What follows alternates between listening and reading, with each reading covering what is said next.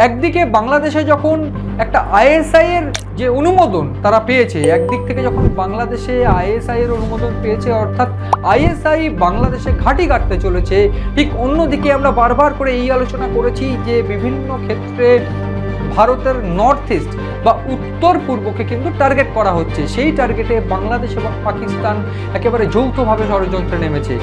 এই জন্যই কি এইবার ভারতীয় সেনা ভয়াবহ অ্যাকশনে নামলো? কি সেই অ্যাকশন, কি সেই মহড়া, আমি বলবো।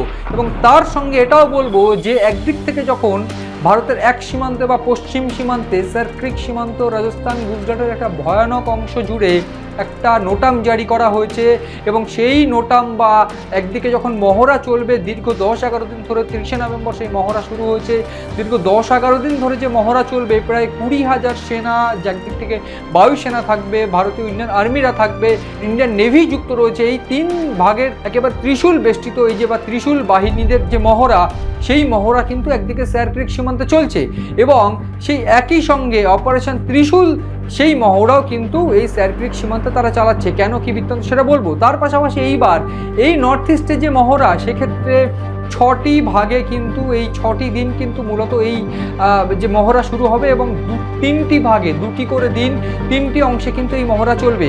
এবং বাংলাদেশ, চীন, মায়ানমার, ভুটান সীমান্তে জুড়ে এই নর্থ ইস্টে কেন মহড়া চলছে, কি ভারতের সেনার এক্স্যাক্টলি প্ল্যান, তা নিয়ে আমি বলবো।